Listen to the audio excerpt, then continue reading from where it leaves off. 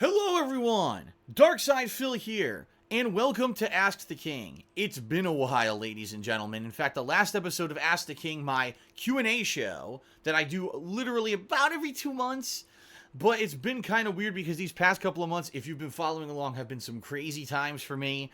With the whole YouTube ad revenue crash and me changing up my whole situation with how I do videos and how I do streams, I've been to the grindstone with the amount of stuff that I've been trying to do for you in regards to improved streaming and stuff like that. Looks like the camera's crooked.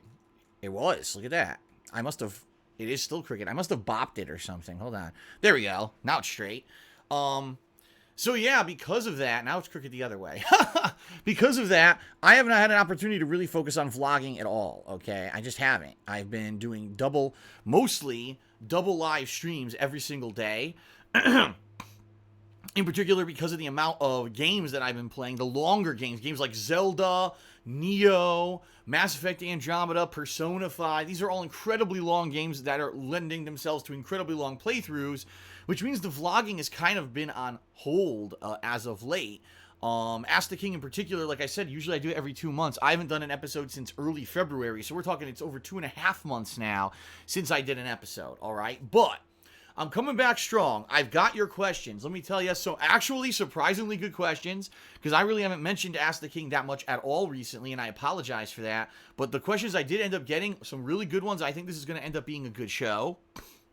So for those of you who maybe are watching this for the first time or it's been a while, as a reminder, how do you get your questions answered right here on Ask the King? Well, there's multiple ways you can do it. Number one, my forums, the kingofhate.com forums. On the forums, there's already a thread up for the next episode, which, by the way, I already have a tentative date. It's going to be June 29th, 2017. So if you watch this show, you're like, man, I'd like to maybe get my question answered on the next show. There's already a thread where you can post up your questions, and I'll be reviewing that, and those will be the questions in contention for the next show, okay? Twitter. They call me DSP. Earlier today, I tweeted up that I was accepting questions. I got a bunch in, and I picked the ones that I felt were the best for this week's show, or this month's show. So Twitter is an opportunity. But the absolute best way to make sure that you get your questions answered is right here, pledging to my Patreon at patreon.com/darksidephil. If you head over there, you'll see there's a perk level. It's actually the $20 perk level. If you pledge $20 or more between now and the next episode of Ask the King, you're going to get your question answered for sure. And there's actually 3 people in particular who pledged that level and asked a question to get it answered on today's show. So they're going to get their question answered on this episode. All right. So 3 ways: posting, Twitter, or pledging to Patreon. And that's a guarantee that you'll get your question answered. All right. So yeah, pretty cool. I'm happy to be back and be doing another Ask the King. I love doing this show. I was actually sad I didn't get to do it for a while, but now here we go, okay? Quick update. If you look above me, that's right, there's a new link, ladies and gentlemen. Since the last time I did Ask the King, I've launched my Teespring merchandise store. And if you've been watching my live streams recently, you'll have seen different merchandise and stuff from the Teespring store. Some pretty cool logos, artwork. It's available on mugs, t-shirts, sweatshirts, even women's style shirts are there. In some cases, there's different stickers and stuff. Pretty cool stuff that you could check out over there. I like it. I've been wearing that stuff in recent videos. In fact, the only reason I'm not wearing one of those shirts is because they're in the wash right now. But some good stuff, and that directly helps me to keep doing this as a job, all right? So please consider checking out the store in your free time and maybe picking up a couple things, all right? All right, folks, without further ado, let's get into the questions for this episode of Ask the King. Here we go. So, like I said, we're going to start off with a few patron VIP questions. There's 3 patrons in particular who posted up questions that I feel would be beneficial, or would be interesting, is what I meant to say. All right, here we go. So first off, 2 questions from Vera. First question that she asked, she says, do you think that you could do something like freelance data entry during your free time? For a long time, I worked a low-wage job, not just a part-time job, but 8 hours and 6 days per week, and I would do that in my spare time. I generally tried to do my schedule where I would do 4 hours of data entry every day after work and 8 hours on my day off. It wasn't too much more money, but it was enough to keep me afloat until I could find a better job. I really don't know if it's the same where you live, but it seems like you could do it fairly easily with your current schedule and make a fair bit of extra money. You'd also be able to do it 100% from home, and the job mostly consists of just entering data, so I know you'd be smart enough. Here's the thing. I mean, yeah, there's been a lot of suggestions over the past couple of months since the YouTube ad revenue crash And since everyone realized that YouTube, literally everyone on YouTube who does a living on YouTube is making like half as much as they were because YouTube lost 250 of their top ad revenue companies because of the whole situation, which I'm not going to go into here because I've talked about it already in other vlogs and the like. Everyone at this point is looking for a way to make ends meet. For me, the adoption of switching to a more stream-focused approach to my gameplay has worked, and I've seen a large increase in revenue that I'm making on Twitch, which is good because if I could keep it at the level it's at, it looks like I may be able to make ends meet and be able to afford all my bills and not have a crisis here, all right? But that's a big if. I have to keep it at the level I've had for the past month and a half, which is tough because especially when there's not enough new releases or anything, you rely on that core fan base of people who are coming out every single day. And when it's the same people who are on stream every day, you can't expect the same people to be shelling out money for cheers or tips or resubbing to the channel and the like. So it is difficult. What I need to try to do is bring in more viewers to my streams every day, which I've been doing. In fact, I've been getting dozens, if not more, of new followers to my Twitch channel every day that I'm streaming. The new referral, not referral, but hosting system, I think has helped tremendously in that regard. And I'm actually hoping that as we move into more new releases this year, that it'll be a good thing. So the good news is, folks, in regards to the crisis at hand, the crisis may be under control if you guys keep supporting me on stream. But to Vera's suggestion about data entry and or other kinds of those jobs, I mean, yeah, I'm sure that maybe I could get a job like that. Then again, it's probably competitive, meaning there's probably a lot of people who want to earn that kind of money from home for minimal amount of conscious thought. The problem with me with something like that would be my schedule. And what I mean by that is, I'll give you some perspective. I wake up in the morning between 9 and 10 a.m., all right? I usually get up, either, shower, whatever I need to do, have breakfast, wake up, do chores around the house, whatever needs to be done. Then I get set up for the stream starting around roughly 11 a.m. The stream is usually up and running by 11:30. That stream then runs straight, right, with one little limited break until roughly 4 p.m., we'll say, okay, Pacific time. Then I'm uploading videos. I'm immediately heading downstairs and having dinner with my fiance, Leanna, usually. Then we're cleaning up after dinner. Then I may have, at the most, a half an hour to an hour where I usually have maybe a little bit of free time before I start my second session of work and or streaming, where either I relax, or I do something with Leanna, or I do something around the house. You know what I mean? Like, that's a little bit of time where it's flexible. Then I'm right back to work, right? For another 2 to 3 hours at night. I'm either live streaming again at 7 p.m., or I'm doing, an offline kind of edited style video or whatever. And typically I work all the way up till almost 10 p.m. at night. Then I'm usually uploading videos or updating the schedule or whatever. Then, maybe I have to shower at night or whatever. It all depends. And then that's it. And then it's really my free time for the day. It doesn't start till after 10 p.m. at night. All right. That's my free time. And therein lies the problem is, that's not a good time to start doing a job. You know what I mean? Like, I've been up since 9 to 10 in the morning. I've already put in a good 12, 13 hours to the day, to the working.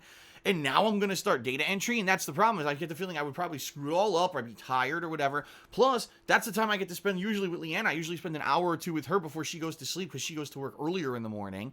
So usually that's our time to relax a little bit, talk about the day, watch some television or whatever before we head to sleep. So now that goes away, right? Now there's literally no relaxation time besides that half an hour or hour between my sessions. So that's what I mean. People say, oh, Phil, your schedule isn't demanding. Yeah, it is. Like, you don't seem to realize that what I do is actually very demanding. You're also not realizing things like having to constantly not only monitor the videos uploading, but adding them to playlists, social media to keep everyone in the loop of what's going on, and constantly tweeting and all that. All that's part of it, and it's something that I have to do constantly. So my job is very time consuming. Some people just seem to think there's this phantom free time that floats around. The only real free time I get is at night, right? That's it. Now, keep in mind, I've changed my schedule recently. I used to do it where it was less streaming, and maybe you could argue, well, then I had more free time. That's true. That time's gone now. Now I'm working even longer hours so that I can have 1 day a week off to actually spend with my fiance and get also, chores and errands and stuff done. And that's a necessary thing that has to happen at this point. I mean, we were at the point where we didn't even have enough time to do our errands during the week. We had no time together. It was ridiculous. We had to mix it up and change it up. And so far, it seems to be working pretty good. So I like the suggestion. I mean, this is a good suggestion, if worse comes to worse, right? But unfortunately, right now, I just don't have time to do like a side job. Where is the time going to come from magically to do this? And even the free time I have right now is late at night, where I'd already be tired and probably be prone to making errors and do a shitty job at the job.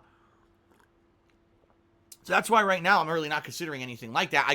I have to maximize the utilization of the time that I have during the day, right? I have to make the most out of my streams. I have to make the most out of my videos. I have to make the most out of everything. So, you know, I understand a lot of people say, oh, well, Phil, your vlogging's really been lacking recently. You're right. But that's because my vlogging barely makes any money and doesn't really do anything business-wise for me. I got to focus on the things that are doing well. So making YouTube videos, doing productive streams where people are coming out and participating, that's the kind of stuff I have to focus on now, and not making a big vlog that takes me all night to make, and I put it out and it gets a few thousand views and I make $5 on it. That's not going to keep me doing this as a job. You know what I mean?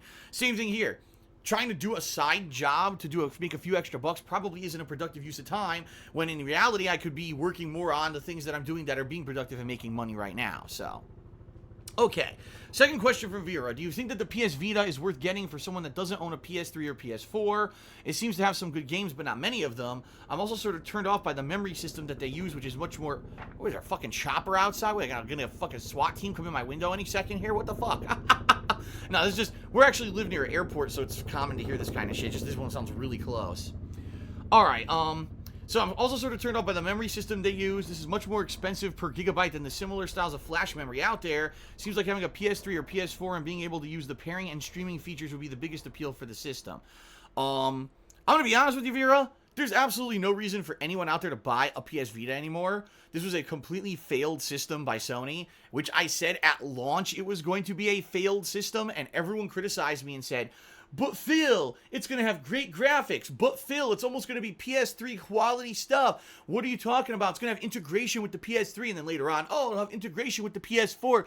It's going to be the most amazing handheld ever made. And I said, the price is too expensive. No one wants portable games that look amazingly, you know, high definition, because you're staring at a fucking screen. And it's all going to come down to what games actually come out for the system and if it has viability because of that. And the problem is that the 3DS has a much wider and just better line of games. And the PS Vita, within 2 to 3 years of launch, completely failed, and no one's buying it anymore. The thing's dead. It's dead. The only thing the PS Vita really has utilization for anymore is if you have a PS4 already. Most PS4 games have what's called remote play. So what that means is, let's say you have your PS4 in one room, but you want to go relax on the couch in the living room, but you still want to kind of maybe play a game. For example, maybe you're grinding in an RPG, right? You can grind on your PS Vita, remote playing up to your PS4, while you have you're somewhere else in your house, okay? Even then, it's not great, because I have it and I've used it, and it disconnects frequently. It has low quality, it locks, it pixelates or whatever, the data isn't great. So it all depends on your wireless connectivity and the speed of your internet as well. But sometimes when it works pretty well and it's pretty useful.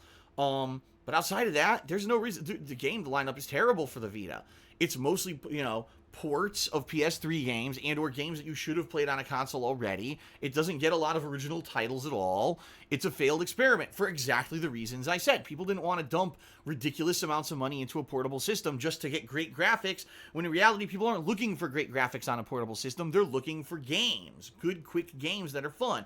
And the other thing is, mobile devices, ladies and gentlemen. This is where the entire market has now gone. The entire market has gone to iPhones, to Droid, you know, to Samsung phones, to all these phones where it's just a real quick game where you can play for, you know, a little bit, and it's as a time killer, and you could do it as you're doing other stuff. It doesn't have to be a main focus of your time. Portable gaming is changing dramatically. Why do you think Nintendo is now making games for these, right? Because they've realized, oh shit, even with the 3DS, you know, being the leader in the market for mobile gaming, it's going away. And they've seen that massive decline the 3DS has had in the past 2 to 3 years, and they're realizing that there is a movement of people to their mobile devices that they already have. Why the hell would you pay hundreds of dollars for a portable game system when you have one already, and most of the games are free to play?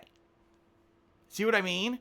I wouldn't recommend a Vita at all. I think a Vita would be a complete waste of money for what it is. If you're going to get a portable system, it's got to be a 3DS, or, sorry, there's games on here that are pretty damn good at this point. I play many different mobile games on my phone, and I don't spend a dime on them, and they're fun as hell to play. And, you know, yeah, they're time wasters, time killers, but usually, like I said, the time at night when I'm usually maybe relaxing and watching some television, I have a game going that really doesn't take much conscious thought, and I get progress in the game even though I'm not really focusing on it. So it all works out, okay? All right, next question. This one is from Dooley2684, and he says, recently I watched a new show on Netflix called 13 Reasons and Why that tackles quite heavy topics like suicide and bullying. One of the things I respect most about you is that you have to deal with bullying on a daily basis, yet you keep going strong and try not to let it get to your head too much. Honestly, I can't even imagine how hard it must be to deal with all the kids who seem to be proud of trying to get you out of business and talk crap about you every single day. Is there anything you could say about the topic of cyberbullying? Maybe give some tips to young people who also have to deal with bullying, but maybe not have the same strength as like you do. Listen, bullying is worse today than it's ever been. Because back then when I was growing up, all right, it was the era of the burgeoning internet. The internet was just becoming commonplace.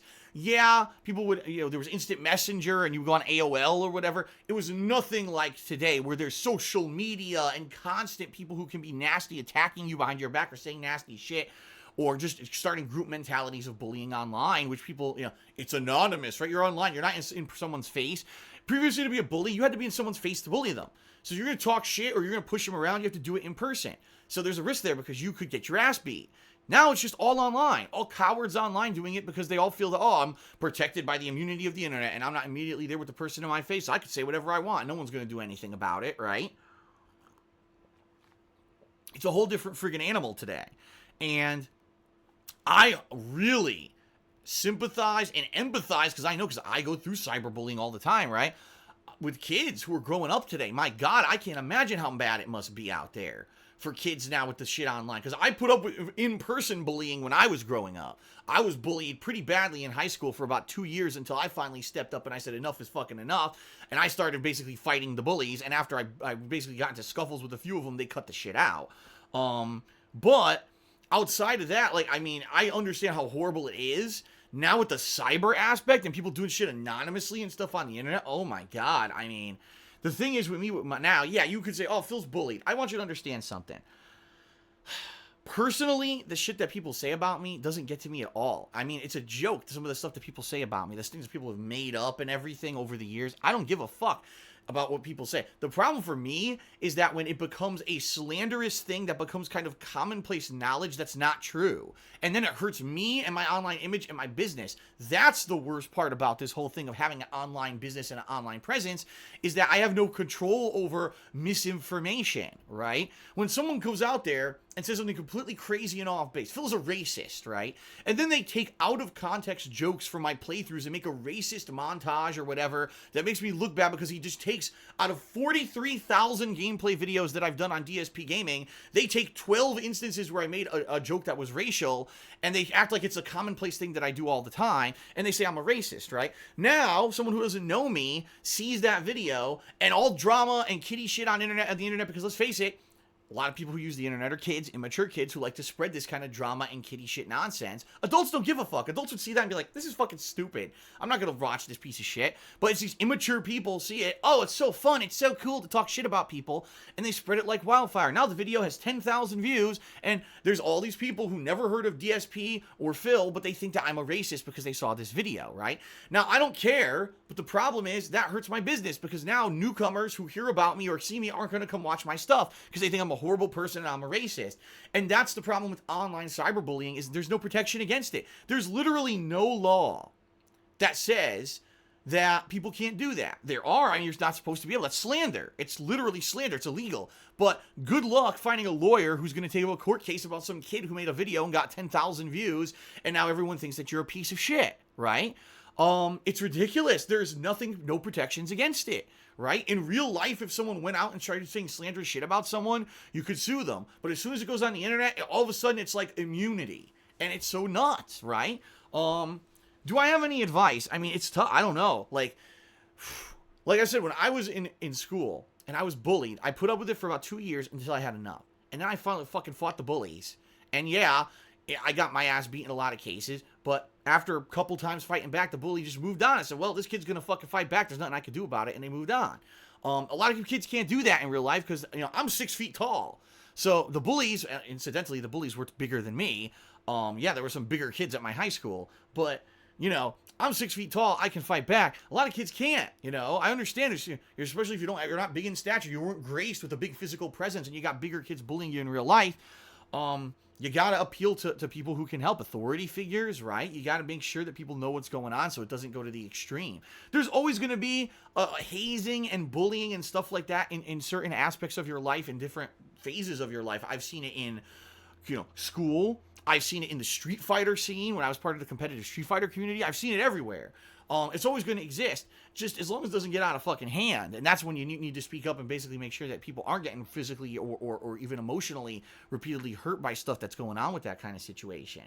Cyberbullying, I don't know, man. I don't even know what to say about it, because how do you stop it when there's no repercussions for what these fucking people do? They're anonymous, right? Those are the people who said negative shit about me. I don't know who the fuck they are. I've never said anything about them. I don't even know who they are. It's not like I've ever met them. It's not like I've ever done anything bad to them. They just decided out of the blue that I'm a bad person and they want to fucking hurt me. I don't know who they are. I literally don't know. 99% of the people who've ever slandered me, I don't know who the fuck they are. And I shouldn't care. I should just keep focusing on my own shit, right? But again, the problem is, how do you never address it when it becomes a commonplace thing for people to make these giant mass statements about you that are negative, and it hurts the business, right? That's kind of the balance I've had to find.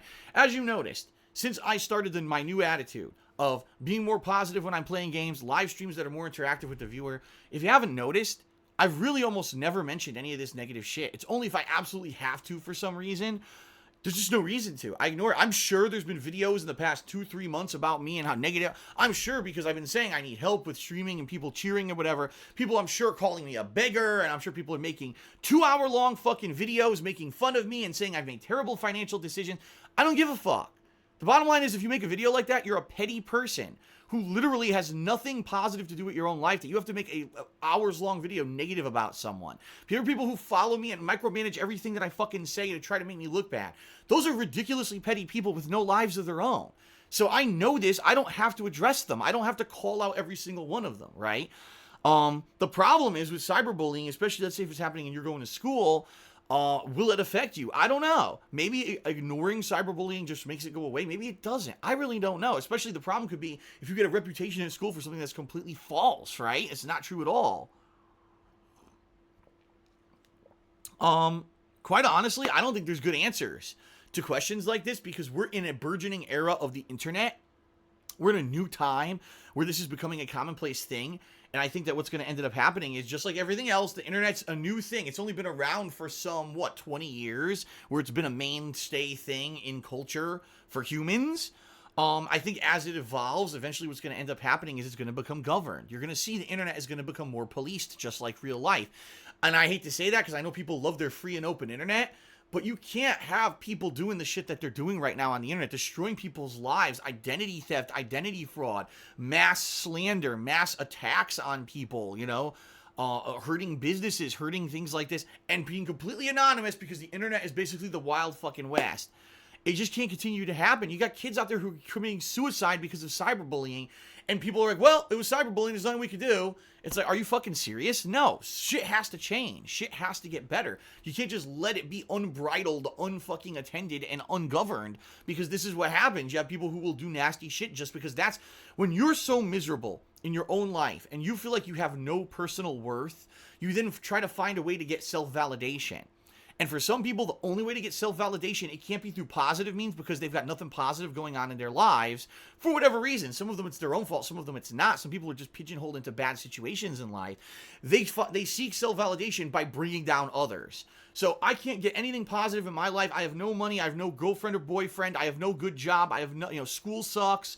My life sucks. My own personal situation. Let me try to drag down someone else who's doing better than me, and that's how I'll get my personal validation, right?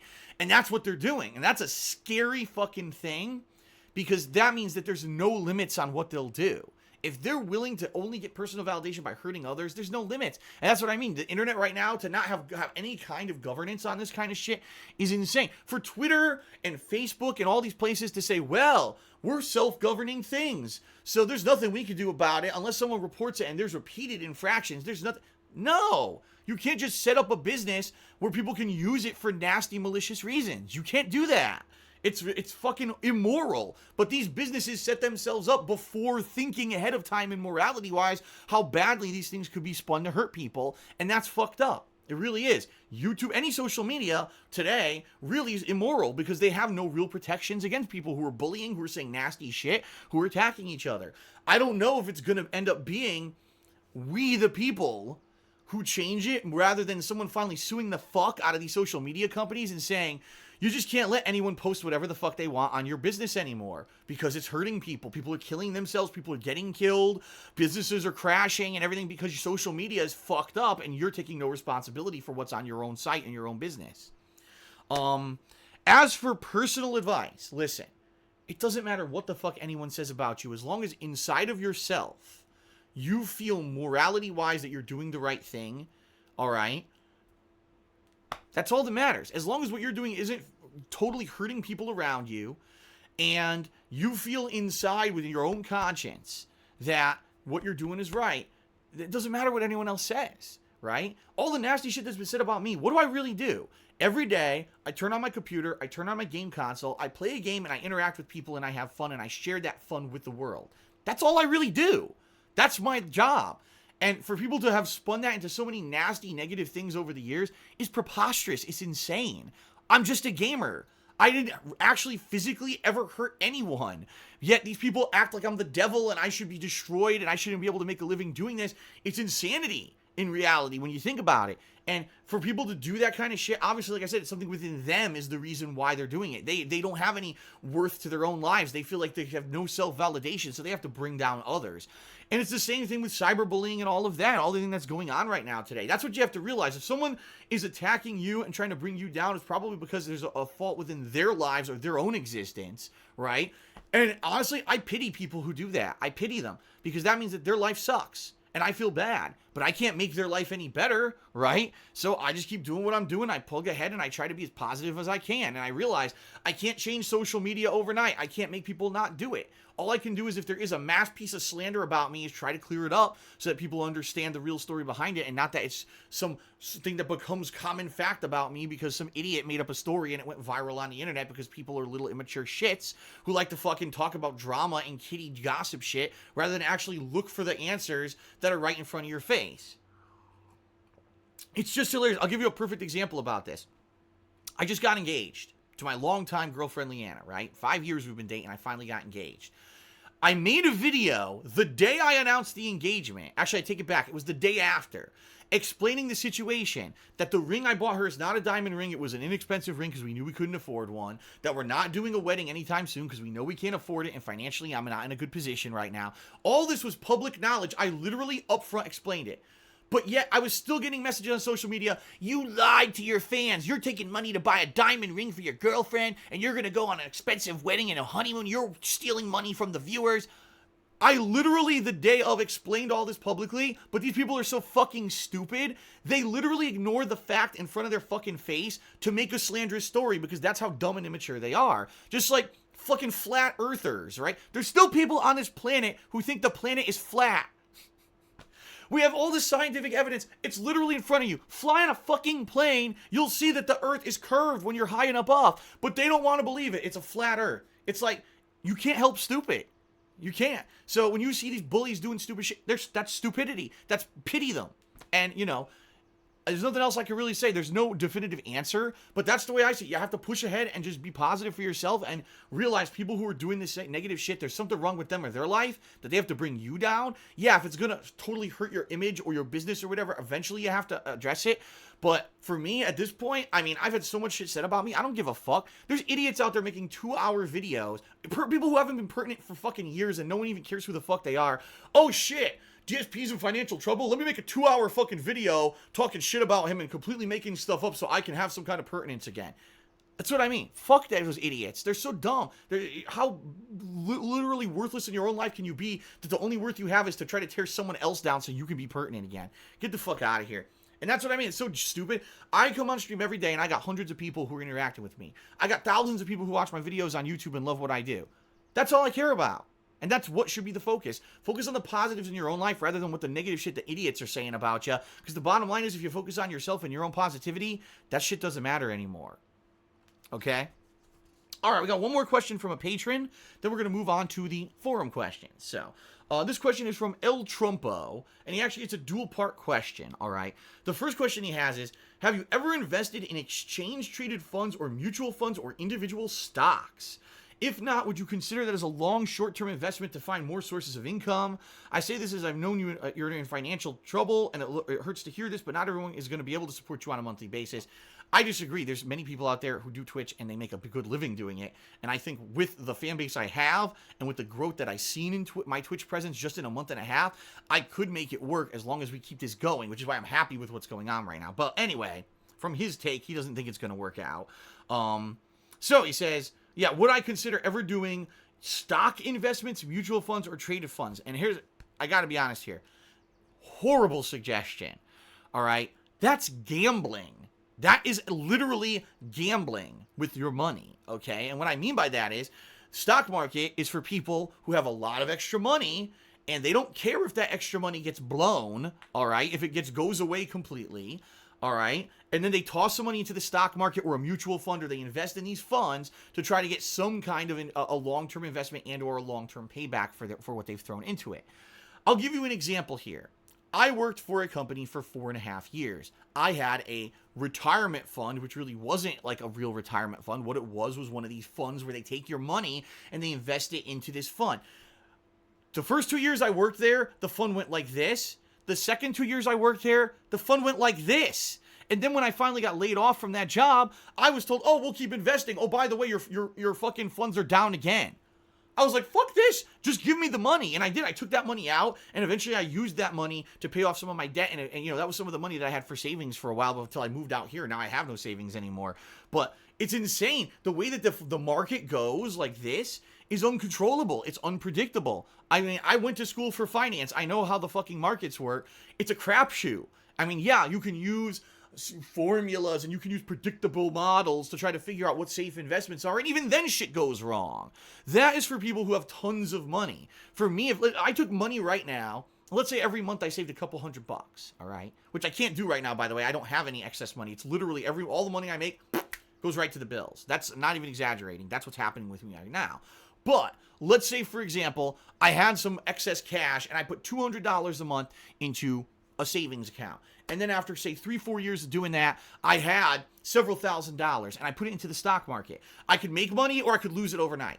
That's how it works. Like, that's a terrible idea for someone who's in financial straits. If I was in good financial position and I had some savings and I said, oh, I got $10,000 to invest in the stock market, and I hire someone who knows about the markets and is going to do smart investments for me, maybe they'll be conservative earnings, but at least I'll make some earnings over the years, then I would consider doing that.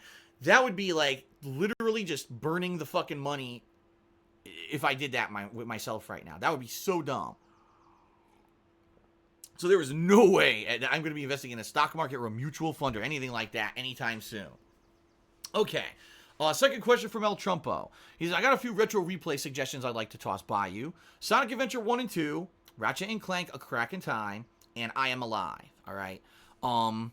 Sonic Adventure 1 and 2, I would love to do playthroughs of those games. Sonic Adventure 1, I played when it was new on the Dreamcast, actually the Japanese version of it, and I loved that game, absolutely. I thought it was a great game. Of course, I've heard, I think about it now, I'm pretty sure that game did not age well.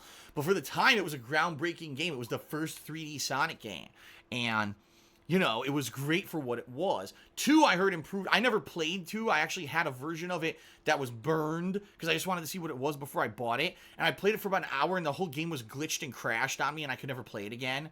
And then I ended up never buying it. But anyway, I never really played Sonic Adventure 2, but I heard there were tons of improvements, like story improvements and everything that made the game way better, that ended up leading into ideas that became part of Sonic 06, which I played last year. Those probably would be pretty good playthroughs, honestly. Now, I think both those games have been redone in like better graphics for modern consoles. So that could be a possibility for a retro replay. I say thumbs up for that as a suggestion. Ratchet and Clank: A Crack in Time. I don't think anyone cares about Ratchet and Clank. I'm going to be honest with everyone here. That series, yeah, for some people, there's a nostalgic feeling. For most people, they don't care about it anymore. It's dead. Even last year, they tried to release the game, right? And the game was a tie-in with the movie. Didn't really catch on. It didn't really get a lot of traction. No one really cared about it. I played it, and honestly, it was more of a rehash of the original game than anything. And I think, honestly, that series is dead. The movie did terribly. The movie tanked. No one went to see the movie. So, I don't know, man. Like, I really, honestly, I have no desire to play Ratchet and Clank, being real with you. I really don't. And I don't know if my viewership has any desire to ever see me play Ratchet and Clank. I mean, maybe that could be a suggestion for something like a Patron's Choice playthrough, where I know there's not a lot of demand for it, but because the patrons want it, I'll do it.